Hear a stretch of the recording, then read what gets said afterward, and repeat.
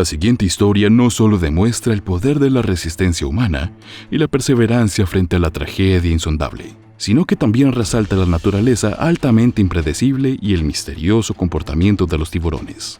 El 14 de octubre de 1972, 3 hombres llamados Brett Gilliam, Rodney Temple y Robbie McIlvaine se encontraban en una expedición científica para recuperar muestras para un proyecto de investigación que se estaba llevando a cabo en Kane Bay, en la costa norte de la ciudad de Santa Cruz. Gilliam descubrió la zona como uno de los mejores lugares de buceo de pared del Caribe Oriental. Incluso el descenso era bastante fácil, ya que no requería un largo viaje en barco. El objetivo del equipo era recoger algunas fotografías y comprobar unas trampas que habían colocado para un proyecto. El único problema era que su destino estaba situado en una pared de 210 pies, justo al lado de la empinada bajada. El trío no estaba especialmente preocupado ni en lo más mínimo, ya que cada uno de ellos era un veterano de cientos de inmersiones profundas. Rod fue su jefe de inmersión y cronometrador. Documentó las inmersiones y controló los tiempos de ascenso para garantizar la seguridad de todos, mientras Brett y Robbie se encargaban de la mayor parte del trabajo pesado. Los 3 se ponían el equipo y se zambullían en el océano, iniciando lo que sería su nefasto viaje por la pared de Kane Bay. Tras llegar a su destino, Brett y Robbie se pusieron manos a la obra mientras Rod vigilaba los alrededores. Mientras miraba a su alrededor, Rod vislumbró algo realmente aterrador. Era la visión de 2 tiburones de punta blanca en la distancia. Uno medía 4 metros y el otro era ligeramente más grande. El tiburón punta blanca oceánico es una criatura realmente aterradora que habita principalmente en mares tropicales y templados cálidos. Destaca sobre todo por sus largas aletas, redondeadas de punta blanca. Según estudios recientes, la especie es cada vez menos común debido a la fuerte demanda de sus enormes aletas, que constituyen el principal componente de la sopa de aleta de tiburón. Prefiere comer cangrejos, aves, rayas, tortugas marinas y algunos peces. Sin embargo, este cazador come prácticamente todo, incluidos los humanos. Se mueven lentamente, aunque los tiburones de punta blanca oceánicos son sin duda muy peligrosos para los humanos. Son especialmente conocidos por sus numerosos ataques a supervivientes de naufragios de barcos y aviones en el mar. También se sospecha que son responsables de varias muertes humanas no registradas. Para que se haga una idea de su crueldad, el tiburón punta blanca fue la principal especie implicada en lo que muchos consideraron uno de los peores ataques masivos de tiburones jamás documentados, desgarrando y mutilando a muchos de los supervivientes de la tripulación del USS Indianapolis tras su vuelo en 1945. Se calcula que los tiburones punta blanca son responsables de hasta 150 muertes solo en ese incidente. Después de terminar las observaciones necesarias, los 3 hombres se dieron cuenta de que iban por delante de lo previsto y se sintieron extasiados, ya que esto solo significaba que solo necesitarían unos 20 minutos de tiempo de descompresión, lo que significaba que no tendrían que permanecer demasiado tiempo cerca de los tiburones durante su ascenso. Brett declaró más tarde: "Recuerdo que pensé en lo extraño que era ver puntas blancas oceánicas justo ahí, en la pared de Kane Bay. Era como salir del porche y ver un león africano cuando esperabas ver un gato callejero". Robbie subió primero y volvió a señalar a los tiburones mientras nadaban junto a ellos. La tripulación no era ajena a estos tiburones, ya que habían tenido bastantes encuentros desagradables con puntas blancas cuando trabajaban en alta mar. Los tiburones mordían con frecuencia sus equipos, los cables de acero desplegados desde el buque de investigación, e incluso los ejes y las hélices eran blanco en ocasiones. Estos 2 tiburones, sin embargo, parecían ser únicos de alguna manera, ya que no parecían prestarles ninguna atención. Cuando Brett dio la vuelta y comenzó el ascenso detrás de Robbie, Rod se quedó atrás, ya que su inmersión cuidadosamente planificada dictaba que sería el último en ascender.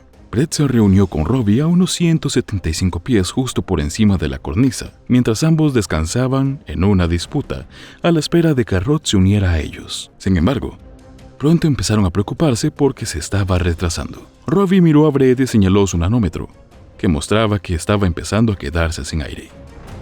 De repente Rob se dio cuenta de una masa de burbujas de escape procedentes de las aguas más profundas, lo que indicaba la presencia de Rod abajo.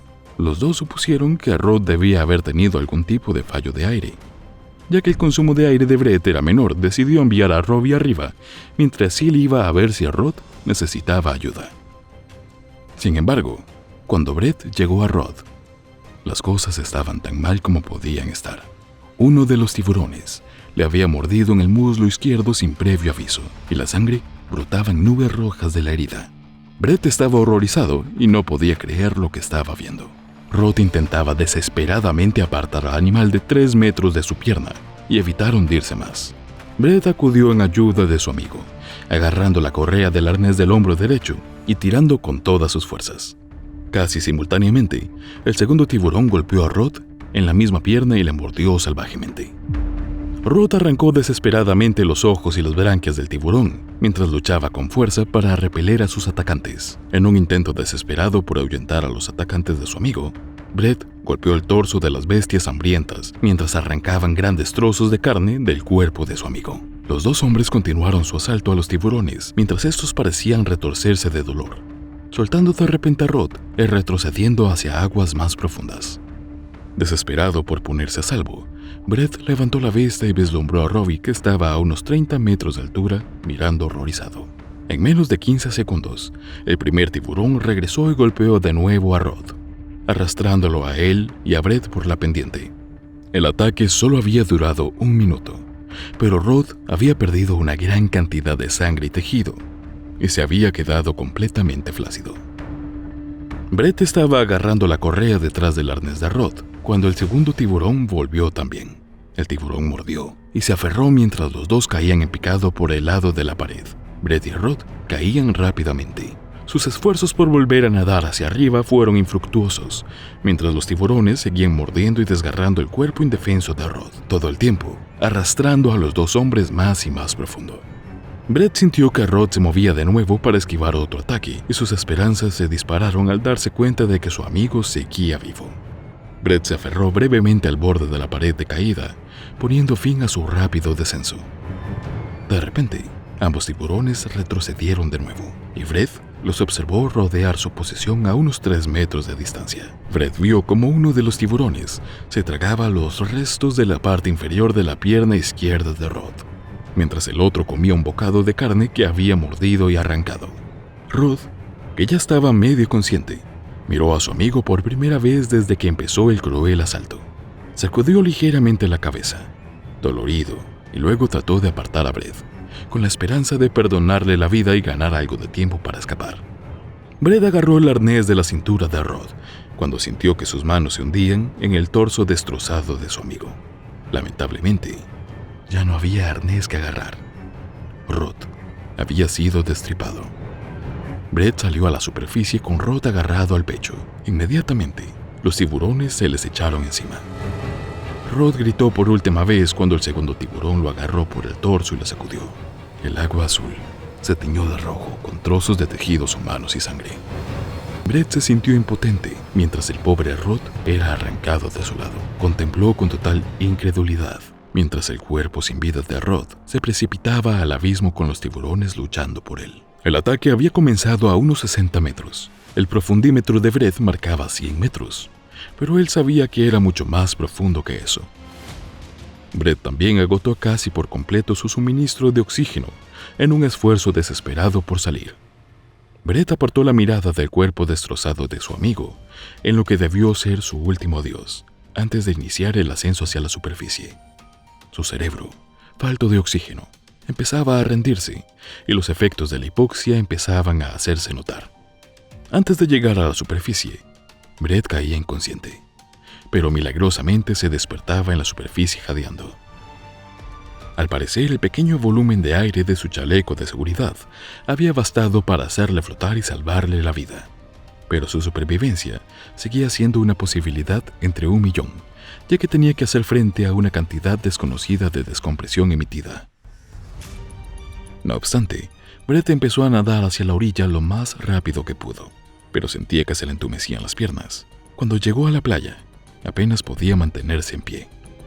Una pareja en su luna de miel había encontrado el cuerpo de Brett a la deriva en la playa. En un increíble golpe de suerte, resultó que la esposa era una enfermera de emergencias que entendía la patología de la enfermedad de descompresión. 2 días más tarde, Brett fue dado de alta en el hospital. Sorprendentemente había logrado sobrevivir ascendiendo casi 400 pies, sin ninguna secuencia de descompresión, pero no sin efectos secundarios permanentes. Tenía entumecimiento residual en brazos y piernas, además de una importante pérdida de audición y una ceguera legal en el ojo derecho que le acompañaría el resto de su vida.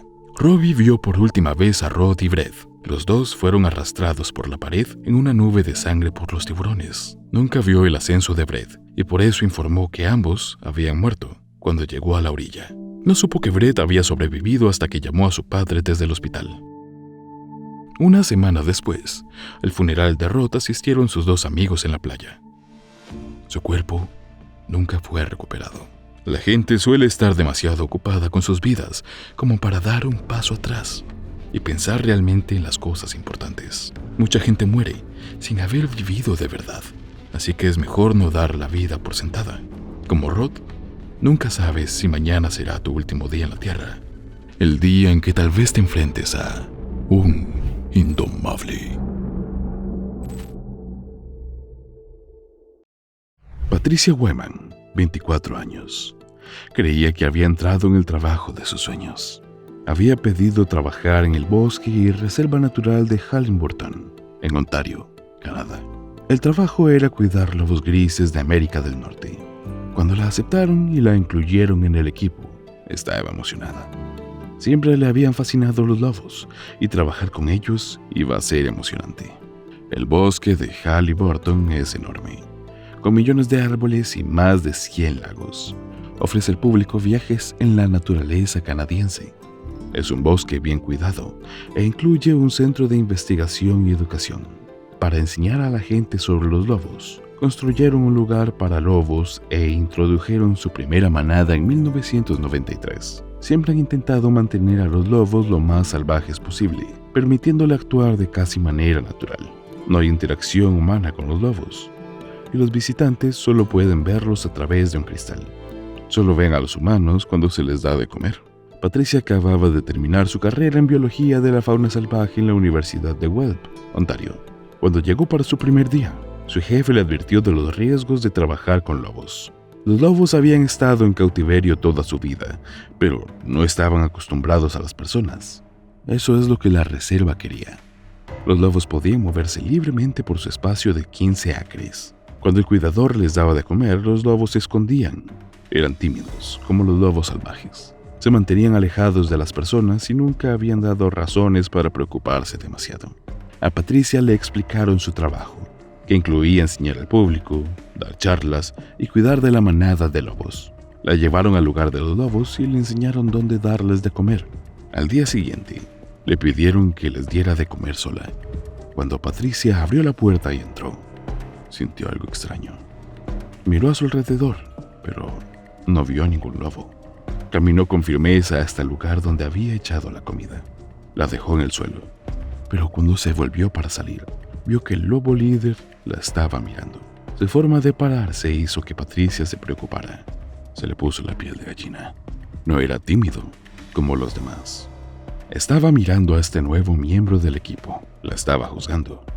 Su actitud era rara y había algo en él que asustaba a Patricia. A Patricia se le erizaron los pelos de la nuca. Esa noche, cuando volvió a casa, le contó a su novio lo que había pasado en el día. Estaba muy emocionada con su nuevo trabajo, pero también mencionó su miedo al lobo líder. Pero Patricia no le dijo a su jefe sobre sus preocupaciones. Como era nueva, quizás no quería causar problemas. Quizás se equivocaba acerca del lobo.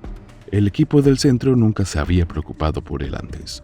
Pero Patricia tenía razón. Había algo raro en el comportamiento del lobo.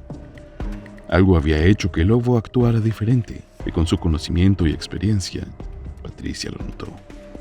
Al día siguiente, el 18 de abril de 1996, Patricia volvió a entrar en el espacio de los lobos. Esta vez no estaba allí para darles de comer. Los lobos solo comen una vez cada 5 días. Nadie sabe por qué Patricia entró sola ese día y nadie sabe exactamente qué pasó después. Pero el investigador Eric Klinkhammer llegó a la siguiente conclusión. Patricia abrió la puerta del espacio de los lobos. La puerta de metal hizo ruido detrás de ella, alertando a los lobos. Por alguna razón quería verlos en su espacio, pero no estaban cerca de la valla. El espacio estaba lleno de árboles caídos. Estaban esparcidos por el césped. Patricia caminó sobre ellos mientras buscaba a la manada de lobos. No había caminado mucho antes de encontrarlos. 5 grandes lobos adultos estaban tumbados en la hierba. Ya estaban mirando hacia Patricia. Ya la habían escuchado. Ya la habían olido. Cuando vieron a Patricia acercarse, se levantaron y aguzaron el oído. Patricia se quedó quieta. No sabía si enfrentarse a ellos o retroceder lentamente. Le habían dicho que normalmente se asustaban cuando veían a una persona en su territorio. Normalmente dudaban, pero hoy no. Mientras Patricia se quedaba quieta, los lobos avanzaban. Comenzaron a rodearla. Patricia estaba atrapada. Debió ser su miedo. Debió entrar en pánico cuando los vio acercarse. Su adrenalina debió aumentar cuando vio que los lobos se preparaban para atacar. Su corazón debió latir fuerte en su pecho. Los lobos avanzaron otra vez, mirando a la joven. El lobo líder se acercó. Patricia retrocedió. Al hacerlo, tropezó con un árbol caído y cayó al suelo. Eso fue todo lo que necesitaron. Un solo tropiezo, y el lobo aprovechó para atacar. En un segundo, Patricia sintió el peso de uno de los lobos encima de ella mientras se movía en el suelo. Sabía que estaba en peligro, sabía que su tiempo se acababa. Intentó levantarse desesperadamente, pero más lobos se unían. En un ataque frenético, los lobos la mordieron por todas partes, apretando sus dientes en sus piernas y brazos, tirando de ella en todas direcciones. Aquella noche, mientras la piel y los músculos se rasgaban, Patricia luchó valientemente. A pesar de su coraje, la ventaja era de los lobos. Cada uno de ellos pesando hasta 80 kilogramos, fuertes y poderosos, sus dientes afilados y mandíbulas construidos para vencer y destruir a sus presas, capaces de pulverizar huesos. Patricia se debilitaba con cada minuto. Trataba de proteger su cuello y cabeza. Ya no le quedaban energías para resistir. La sangre fluía en abundancia. Patricia perdió la vida aquel día. Solo era su 4º día en el empleo de sus sueños. Años de estudio la habían preparado para un trabajo como este, pero acabó de manera despiadada y trágica. Aquel atardecer, para su espanto y terror, 2 compañeros de trabajo de la reserva descubrieron el cuerpo sin vida de Patricia. Rápidamente contactaron a la Policía Provincial de Ontario, que acudió al lugar sin demora. 2 oficiales desenfundaron sus armas y penetraron en el recinto de los lobos. Al aproximarse al cuerpo de Patricia, notaron a los lobos vigilando. No se la habían comido. La habían mordido en algunas partes, pero la mayor parte del cuerpo estaba casi sin tocar. El ataque había dejado su ropa en jirones, y las numerosas marcas de mordiscos indicaban que al menos 5 lobos habían participado en el ataque, tal vez más. Al acercarse a los oficiales, un lobo bajó la cabeza, los miró fijamente y lanzó un gruñido profundo y amenazante, indicando que estaba protegiendo a su presa. Los oficiales notaron que otro lobo avanzaba. Lentamente, los lobos rodearon a los 2 policías, tal como habían rodeado a Patricia. Superados en número y sin tener claras intenciones de los lobos, los oficiales realizaron un par de tiros al aire. El ruido ensordecedor asustó a los lobos y los hizo correr. Los 2 oficiales escaparon del recinto y pidieron refuerzos. Cuando llegaron más oficiales al centro, 6 de ellos entraron en el prado para recuperar el cuerpo de Patricia. Lo hicieron sin incidentes. El experto Eric Klinkhammer sugirió que la razón por la que los lobos no se habían comido a Patricia era que tienden a evitar la comida desconocida. Sus conclusiones se basaban en más de 25 años de experiencia estudiando y trabajando con lobos. También tenía un vasto conocimiento sobre el comportamiento de los lobos y los ataques a humanos por parte de caninos salvajes y en cautiverio. Fue una tragedia que una mujer tan joven y apasionada perdiera la vida haciendo lo que amaba. Nunca sabremos por qué entró en el recinto de los lobos aquel día. Quizás, con toda inocencia, quería observar más de cerca su comportamiento. Pero donde hay depredadores, siempre hay peligro. Y en esta ocasión, se encontró sin quererlo con una manada indomable.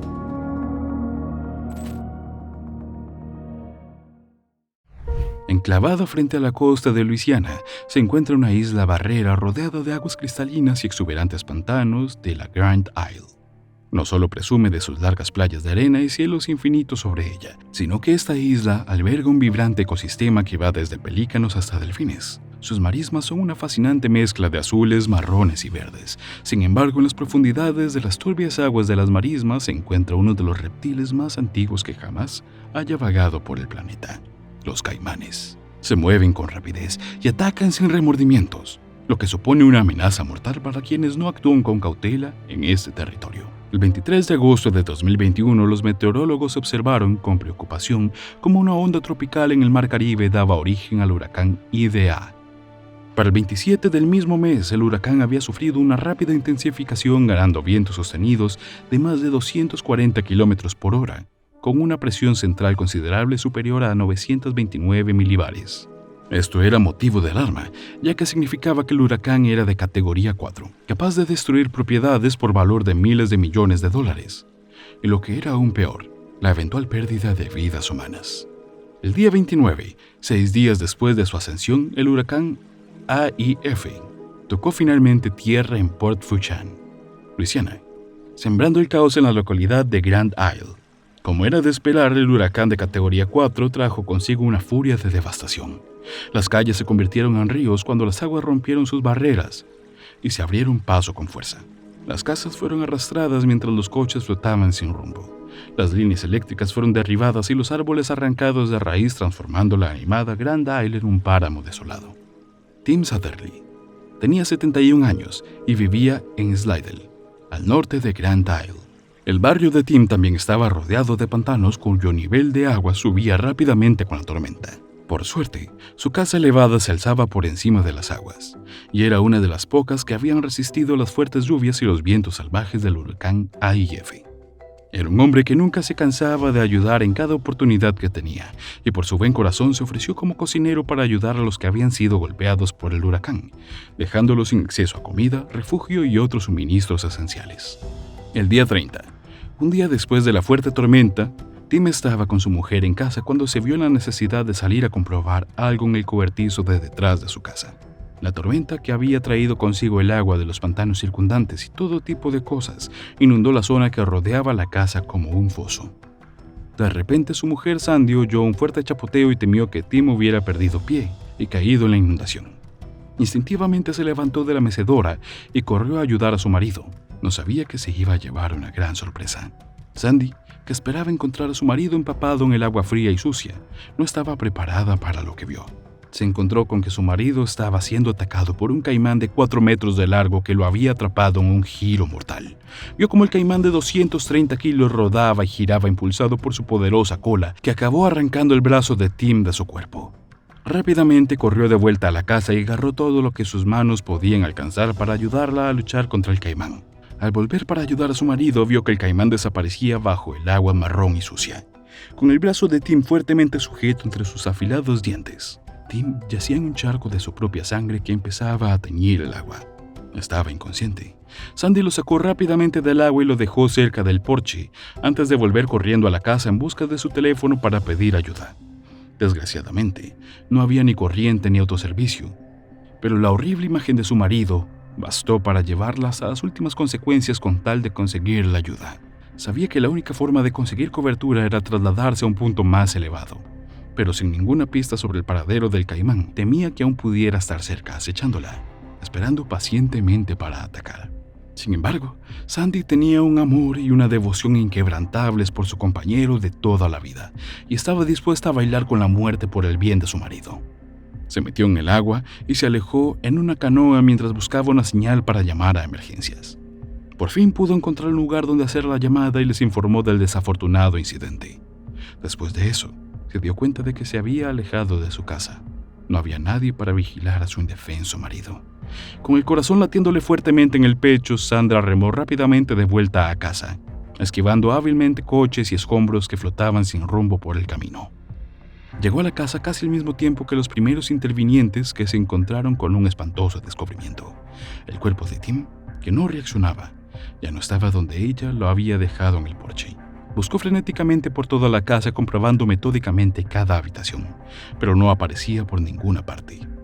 Tim había desaparecido. La última señal de su existencia era el charco de sangre del porche, parcialmente arrastrado por el agua. Los agentes rastrearon los alrededores, pero la búsqueda fue inútil. Se supuso que el caimán que antes se había llevado el brazo había vuelto para llevarse el resto cuando Sandy se alejó remando para pedir ayuda. Sin embargo, no se podía dar por muerto a Tim Satterley sin el cadáver. Los agentes siempre presumen que una víctima está viva y desaparecida a menos que la persona se haya visto implicada en una catástrofe insalvable o lleve 5 años consecutivos desaparecida. Por tanto, las suposiciones de que el caimán volvió por Tim para comérselo eran solo eso, suposiciones.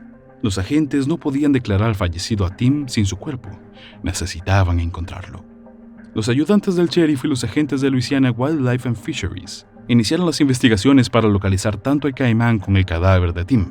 Con más de 2 millones de caimanes en Luisiana, sabían que la búsqueda del culpable era una tarea ardua cuyo éxito era casi nulo. Pero con un cuerpo desaparecido aún a la vista, estaban dispuestos a jugársela. Colocaron trampas en las marismas circundantes y rastrearon la zona a pie con muelles para cadáveres y drones desde las alturas. Por suerte, 2 semanas después de la desaparición de Tim, un dron captó un gran caimán de 3 metros de largo cerca de donde se produjo el ataque.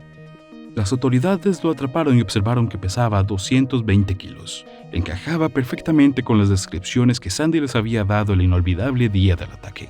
Las autoridades le dispararon entonces entre los ojos y la bala entró directa y profundamente en su cráneo. Esto era necesario para garantizar que el despiadado depredador nunca llegaría a matar y atacar a otro ser humano. A continuación, el reptil fue trasladado a un laboratorio de seguridad para realizarle una necropsia, en la que los agentes de fauna salvaje lo abrieron en canal, revelando trozos de restos humanos en su estómago. También se descubrieron elementos de un rostro humano aún intactos.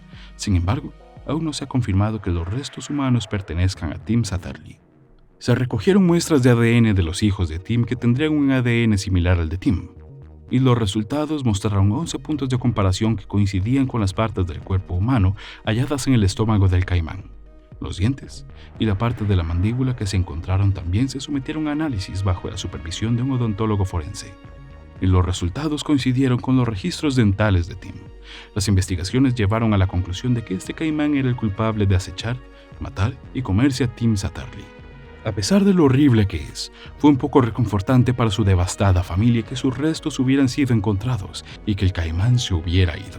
Ahora podían darle descanso. El ataque mortal de Tim fue el primero de este tipo en Luisiana en casi 200 años. A pesar de los 2 millones de caimanes que viven a diario en sus exuberantes y verdes marismas y de los numerosos ataques sufridos a lo largo de los años, las inusuales circunstancias que rodearon la muerte de Tim Satterley lo convierten en uno de los ataques de animales más aterradores jamás registrados. Un huracán puede inundar las calles en cuestión de minutos y traer consigo a todos los depredadores que nadan en el agua. Si alguna vez te encuentras en una inundación, haz todo lo posible por mantenerte alejado del agua. O podrías encontrarte con un indomable.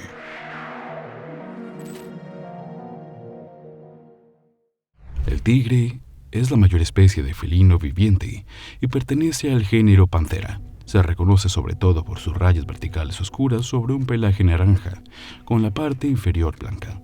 Depredador supremo, se alimenta principalmente de animales como ciervos y jabalíes. Se sabe que los tigres blancos son agresivos y territoriales, por lo que la gente debe tener cuidado al acercarse a su recinto. Este incidente nos recuerda la importancia de seguir las directrices de seguridad en los zoológicos y no realizar actividades que pongan en peligro nuestras vidas. Los tigres blancos son una variante del tigre bengala. Son extremadamente raros, también conocidos como Panthera tigris. Nacen sin el pigmento que suele hacer naranja su pelaje. Solo 1 de cada 1000 tigres de Bengala nace así. La población mundial de tigres de Bengala también ha disminuido, y ahora hay unos 2.500 ejemplares.